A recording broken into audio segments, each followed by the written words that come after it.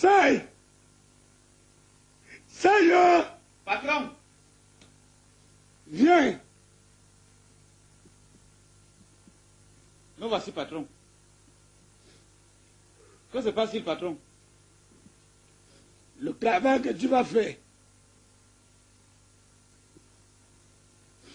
c'est un travail trop délicat. Vas-y. Voici les lettres que j'ai écrites dans ma chambre. C'est madame qui a écrit. Elle vous a écrit, patron. Elle n'est pas. Tu vas lire. Mot par mot. Si tu sautes un mot, tant pis pour nous deux. Tu vas commencer.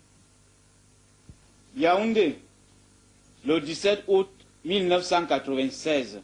Yaoundé, Le 17 août 1996. quelques jours après l'Ascension. Très cher ami Tekla, au moment où tu recevras cette lettre, je serai déjà sous d'autres cieux. Elle sera où? Elle sera déjà sous d'autres cieux, c'est-à-dire loin de Yaoundé, loin de Mvokada, loin même de Koundou, très loin, patron. Donc elle ne sera plus sur cette terre. Non, patron. J'ai décidé de répondre... Oui, ma chère. J'ai décidé de répondre à l'appel de l'amour en allant rejoindre Herman. Quel est parti rejoindre qui? Herman, Qui est Herman? c'est cet étudiant qui vit à Paris et à qui j'envoyais des mandats chaque mois. Elle a envoyé les mandats avec mon argent. Je ne pouvais pas continuer à gâcher ma vie auprès d'un vieux fatigué comme Jean-Michel Cancan. Elle dit que qui est fatigué. Elle dit que c'est vous, patron. Que C'est vous qui êtes fatigué, c'est elle qui dit, patron. lis-moi les choses.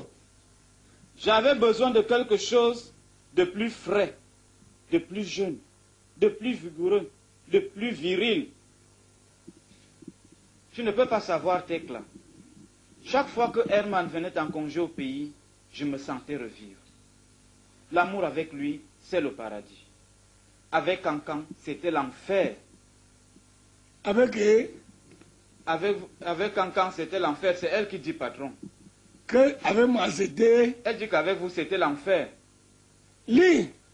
Si je suis resté si longtemps à côté de ce vieux bouc, c'est... De ce. Si je suis resté si longtemps à côté de ce vieux bouc, c'est elle qui dit, patron. Baby. C'est seulement à cause de son argent. D'ailleurs, Elle parle d'argent. C'est qu'il avait amené. D'ailleurs, je n'en aurais plus besoin. J'ai emporté avec moi les 3 millions de francs qu'il a gagnés lors de la dernière cotisation. Elle avait amené, c'était pas mon argent.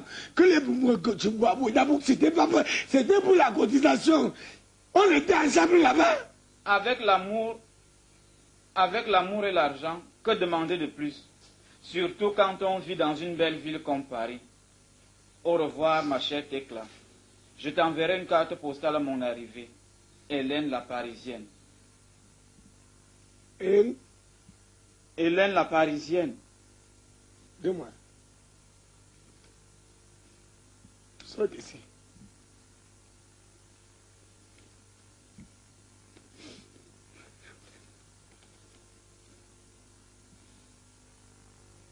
C'est lui qui a écrit. C'est lui qui a écrit. Quand je voyais ce beauté ici, je ne savais pas ce qui m'ouvrait. Et pour que je le recrute. Le dernier secours, c'est la radio. Il faut que j'arrive aujourd'hui à Siatiming. Là,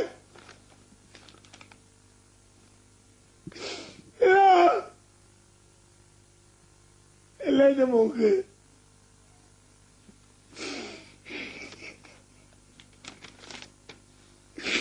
Les bâtisseurs me disent au revoir. Les bâtisseurs me disent adieu. Il faut que je vois. Que je vois les gens de radio. qu'elle me dit à peu près qu'est-ce que je peux faire. Qu'est-ce que je peux faire?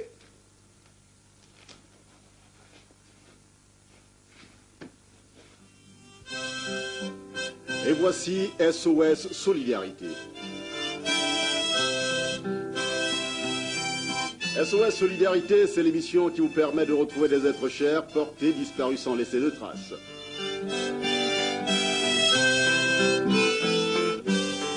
SOS Solidarité, c'est sur Radio Continentale, tous les après-midi à partir de 16h.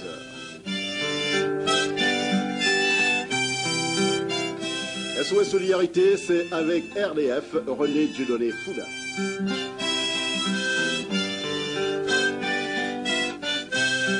Mesdames, Messieurs, bon après-midi. Nous sommes heureux de vous retrouver dans le cadre de cette émission. SOS Solidarité qui se penche aujourd'hui sur le cas de Jean-Michel Cancan, à la recherche de son épouse, Magne Hélène, portée disparue depuis 2 semaines déjà.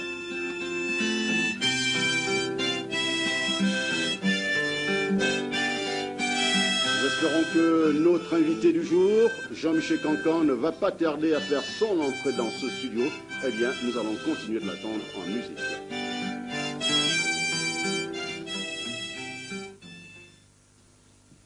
Mesdames, Messieurs, ainsi que je vous l'ai annoncé, notre invité du jour, c'est Jean-Michel Cancan qui vient de prendre place dans ce studio. Bon après-midi, Jean-Michel Cancan. Bonjour. Vous êtes à la recherche de votre épouse Magne-Hélène qui a disparu du domicile conjugal depuis 2 semaines déjà. Ça fait pas 2 semaines et demie, ça fait déjà 3 semaines qu'elle est disparue. Ça fait donc 3 semaines que Madame Cancan, née Magne-Hélène, a disparu du domicile conjugal. Peut-on savoir les circonstances dans lesquelles elle a disparu? Dans quelles circonstances? Dans quelles circonstances elle est disparue? On n'avait jamais eu de problème. Elle est partie comme ça, sans me dire au revoir. Est-ce la première fois qu'elle disparaît ainsi? C'est la première fois qu'elle me crie. C'est la première fois qu'elle m'abandonne. SOS Solidarité, nous sommes à la recherche de Madame Cancan, née Magne-Hélène, qui a disparu du domicile conjugal depuis 3 semaines déjà. Jean-Michel Cancan, est-ce que vous avez déjà entrepris des recherches pour essayer de la retrouver? Où avez-vous été exactement? Je suis parti à la gendarmerie. On dit qu'on ne lui connaît pas. Je suis parti au commissariat. On dit qu'on ne lui a jamais vu. À l'hôpital Sangra, rien. J'ai parti chez sa famille me dit que non, va chercher notre fille. J'arrive même chez moi, dans mon domicile. C'est-à-dire au village, mon père me dit que pas d'éclat. SOS Solidarité se penche sur le cas de Jean-Michel Cancan à la recherche de son épouse, Magne-Hélène, qui a disparu depuis 3 semaines déjà. Jean-Michel Cancan, est-ce que vous pouvez essayer de nous décrire votre épouse? Comment se présente-t-elle sur le plan physique et sur le plan moral?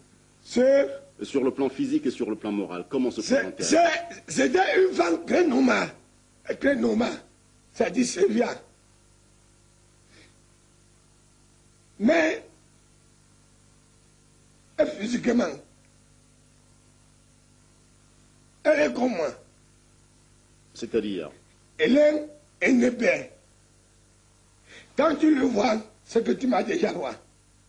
C'est seulement que tu t'ouvres et ma taille 2 fois. Quand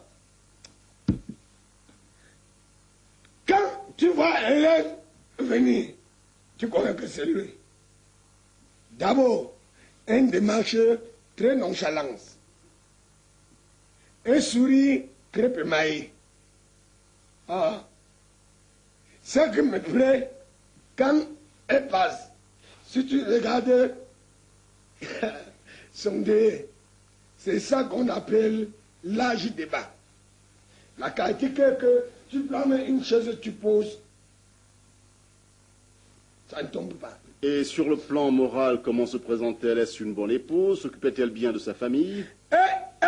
Elle s'occupait.